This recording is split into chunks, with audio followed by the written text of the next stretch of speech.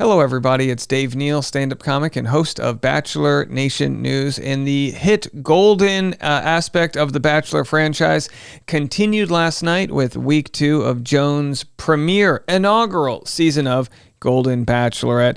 It was an amazing one. I'm loving it. You know, they said last week that the ratings were down, and I think it's because they're airing it on a Friday. But here's what you need to know about TV shows in 2024. Who cares what the time slot is? If it's good TV, people will find it. It's on Hulu. You can get it wherever you want. So this is a TV show that keeps giving us, you know what it is? It's just a bowl of warm soup. And in a nation that's just had a cold for many years now, I feel like we need this. This is bringing us together, right? Just me. Dads out there, oh my God. Because look, when you watch, there's a TikToker I follow that's a dad and his 3 sons, and you just love it. It's heartwarming. The memes of the dads fixing things and the white socks and the New Balance shoes and the lawn mowing and it's heartwarming, and heartwarming for Joan to be the perfect lead for these men. So I take notes. I've written them back to you. No jump cuts, no edits, just me and you. Let's get into it. All right, here it is. We open on the men choosing who gets to sleep in which bed. There's a lot of bladder issues, which I think is fun. You know, there's guys talking about, well, I need to be close to, I sleepwalk, but I also have an enlarged prostate. What do I do?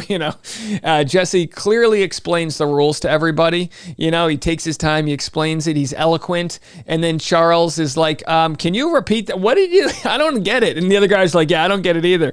And it's because they've never watched the show before. And they're like, hold on. So if she doesn't give us a rose, then what? They're like, you have to go. We leave? We don't get to stay? What are you talking about? What's a date card? So if she doesn't give me the rose, do you fly to paradise? Like, just can someone explain to us what goes down here? So anyhow, the first group date, prom. They go to senior prom. And if you don't love these men after watching their excitement going to prom, that's on you. I truly mean this. This should be a barometer for whether or not you, the audience, needs to go to therapy. Because if this doesn't make you feel good, if you're not watching this grinning, hello, are you even alive? Is this a Bruce Willis Sixth Sense moment? You're a ghost. Spoiler. That's an old movie. Okay, anyhow. So Joan is ready for prom. They announce a big singer, Taylor Swift. Bring her out. No, not Taylor Swift. Oh, Taylor Dane. Okay, well, you can't win them all. Charles discusses his late wife. I mean, heartbreaking. Absolutely heartbreaking to hear from Charles discussing his late wife. Let's go to Charles. There he is, sitting alone. I'm sure they set that up, and they brought all these other people in. What are they even doing? They try to fabricate some sort of golden prom. All right, so Charles calls his daughter to tell her how the prom is going, and then there's a clip of Charles dancing. It's pure joy. Charles discusses his wife and says she's the only lady he ever dated. Died all of a sudden of a brain aneurysm. Joan says they are in the Lost Our Spouse Club. Joan says it's okay for me to be happy now, and that should apply to anyone with trauma or an unfavorable circumstance. You can't always be happy, but you can try to choose happy moments. Like, your own pain is going to follow you, but what we decide to do in the moment is of our own control. That's literally the only thing we can control, is how we react to circumstance. And the fact that everyone's here on this show just goes to show me that the way they're reacting to circumstance is by dancing, both physically and metaphorically here throughout life's final act. Joan says it's okay for me to be happy. And then, of course, we have this moment. Prom king goes to Jonathan, whereas there he is. Prom king goes to Jonathan since he missed his first prom, went to a small Catholic school, and was ghosted on a week before the prom event. A redemption 40 years in the making. So good for him there. Then Chalk gets a one-on-one date. There it is. Chock full of love, right? They say, meet her at the happiest place on earth. And I'm like, what, my Patreon? That's patreon.com/Dave Neal. That's a happy place. No, they go to Disney. Nothing says happy like a family fight in public. We love Disney, right? Just getting your bowels backed up from a salty turkey leg and falling asleep on the It's a Small World ride. Nothing like Disney. They go to the Pirates of the Caribbean exhibit where every stiff pirate with their eyelashes falling out looks like Steven Tyler.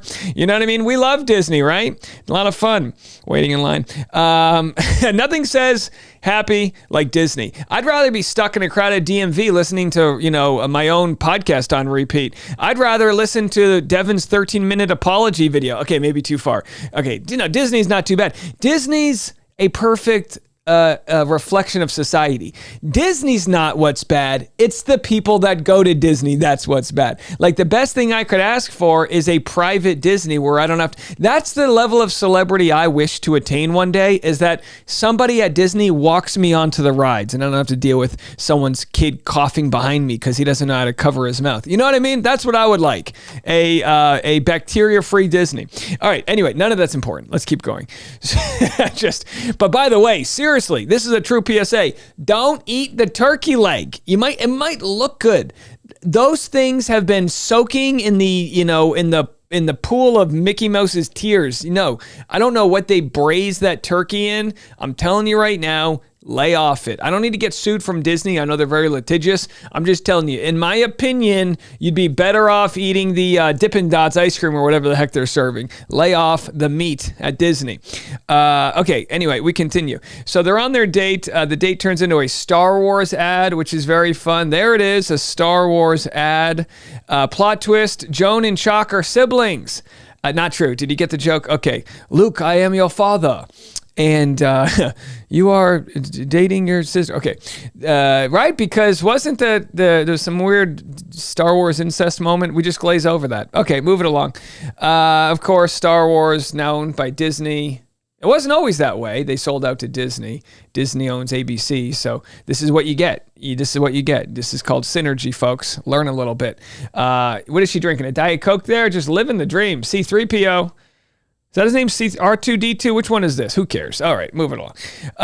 There they are. They're doing that. They're having fun. Fireworks, blah, blah, blah. Turkey legs. So they dress up and do their formal wear dinner. There it is, formal wear dinner date. And Chalk is getting the royal treatment. Look, I can't imagine anything sucks more than dining in a tuxedo. Do you know what I mean? You have to stretch out your cummerbund beforehand because you're about to get bloated. I know they don't really eat food on the show, but if it was up to me, I don't know about you guys, whenever I go out to dinner, I like to undo my pants button before the meal comes. That way I've just prepared for the unlimited breadsticks.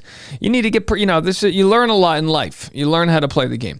Or you could just wear elastic pants. You could just do that. Just give up. Chalk shares a story about his fiance going to the ER, tumors on her brain, and died in his arms. Joan was so passionately intent on feeling Chalk's pain. She's so aware and present. Truly, I mean this. There's cameras on them. It's a weird fabricated scenario. They're on a set, you know what I mean? There's fake candles and people whispering in the background. And Joan is so grounded listening to Chalk's story. Every single person on this show has such a rich story. And yet we don't get to hear everybody's. So what a gift when we get to hear someone like Chalk, really, really talk about, he said Joan reminded him of his partner because Joan puts the family first, and it's just very powerful stuff, this conversation, I thought. The date continues. Chalk's one of my early favorites, not just because they share a lot of the same pain, but just they're both very present in their convo. They really feel like they're there. Chalk tells Joan, okay, so back to the mansion. All right, let's go back to the mansion. We go, okay, fireworks, they do the thing. Oh boy, there it is. This is what you came for. This is the reason we have the show, so we can watch a Navy captain fix a garbage disposal. This is it, folks. So Kim is fixing the garbage disposal.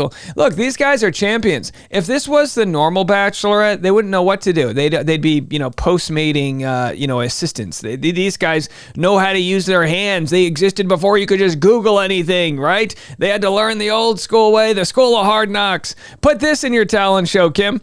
They do the next group date card, a golden talent showcase. Kim's like, talent? Come on, I just fixed the sink. What do you want from me? I already did a talent. It's called being a dad.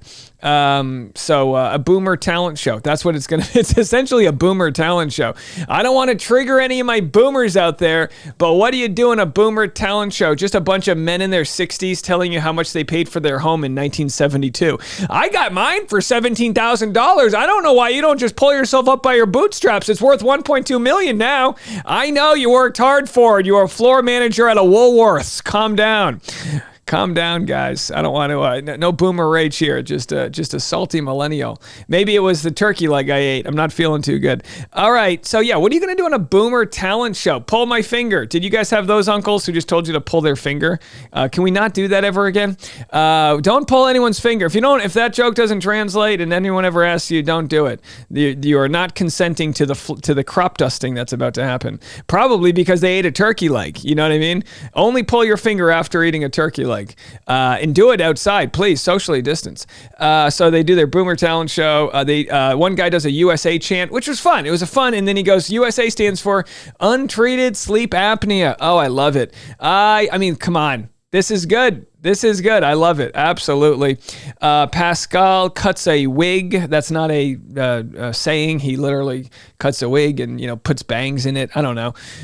Joan's like, oh, I would love him to cut my hair. Just don't give me bangs. You only get bangs when things are not going well. Bangs are a dead-end haircut. I'm kidding. People, I'm kidding. I had bangs growing up. I played them off. I had a bowl cut. I called them infinity bangs.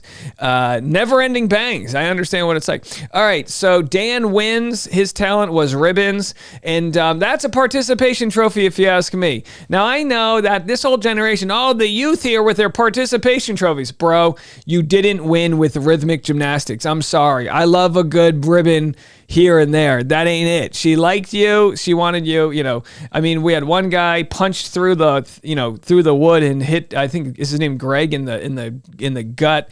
So now Greg's gonna, have to go to the hospital. Everything they do, maybe this is just me projecting. I'm just nervous someone's gonna break a leg or something. But it's not just because they're an older generation. I'm the same way. If I had to punch through it, I would probably, get a splinter and you need a bacitracin. Neosporin, please. Okay.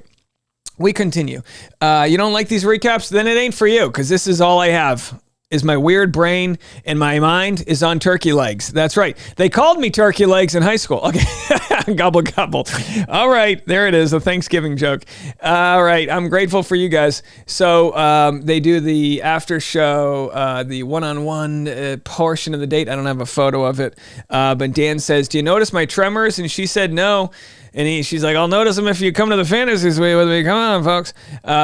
Meanwhile, the dads do a barbecue back at the mansion. That's always fun. Oh, I would have paid money to be at this barbecue. Can you imagine?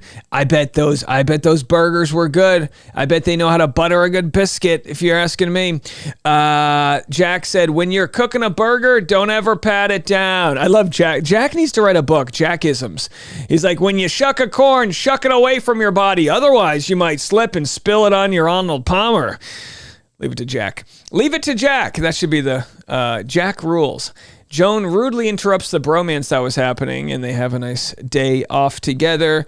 And by the way, they show the scene with Gil. At first, they kind of got rid of his title card. Gil, we've reported, has a restraining order against him. He'll have his day in court, to say the least, but it's not looking pretty good. They said they were going to edit him out. They didn't really do that. They literally could have, you know what they could have done? Gil had like a 30-second scene. Just show us more of Jack doing, you know what I mean? I would have preferred it if they had a title card below that said, due to one of our contestants having a restraining order on him, the next 40 seconds is going to be Jack jackknifing into a pool. I would take that, right? I'll take that, or I'll take more of the, the handyman work going on. Just show us how to fix things, please. We don't have fathers, please. Modern society's tough. Be my dad. I'm going to start a show called Be My Dad. Be my dad, teach me how to use the garbage disposal.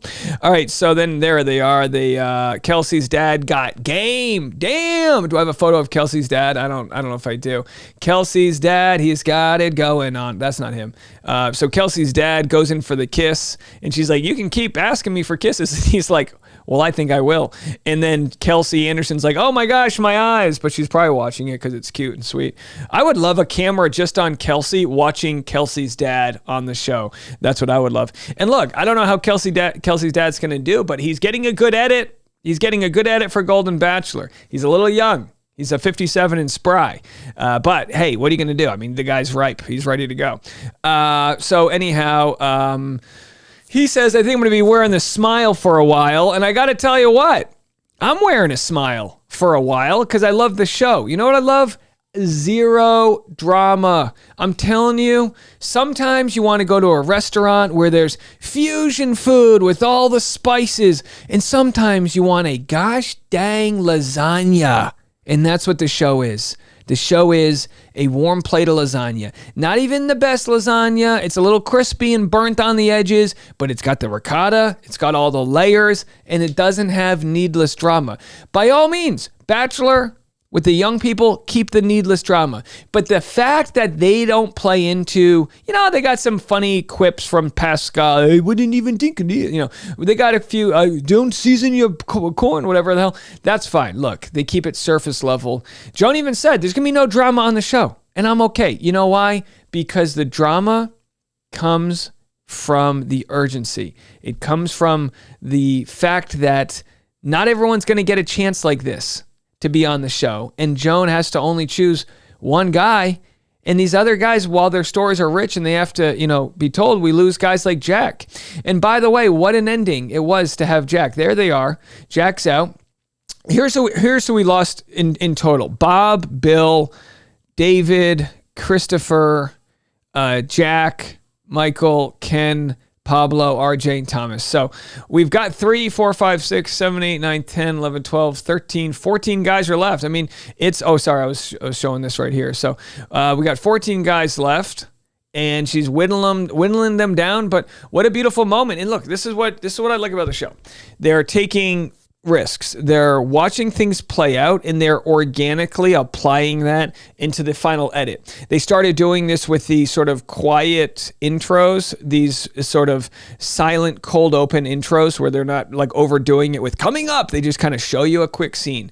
They did it last night with Jack here singing his song. I Did It My Way. Is that how it goes? Whatever. Point is, he's singing, they're kind of coming up behind him, and then as he kind of leaves the show, what do the men do? They all give him an ovation. He says, I'm gonna shed a tear over here. Don't make me do that. And what'd be funny is Jack doesn't leave. He just keeps on grilling. He's like, I'm just gonna hang out. Cannonball. So it's heartwarming as hell. Obviously, at this point, I'm assuming most of you guys have seen it. If you haven't, what are you waiting for? Go, enjoy. And I think we need more of this in society than divisiveness. We need more of this, the things that bond us all together, the human connections, the fact that all of us are just trying to find our place in our society, our friend group, our family. That's what it's all about. And we have more of this in common than anything. And this is a great example of watching a show so far, 2 episodes in, that doesn't sell us on the sort of empty calories of sugar, but it gives us a nice warm plate of lasagna. More content coming your way. I'm Dave Neal. You can find me on Patreon. The private membership community drives our channel. If you want to donate to us, patreon.com/Dave Neal.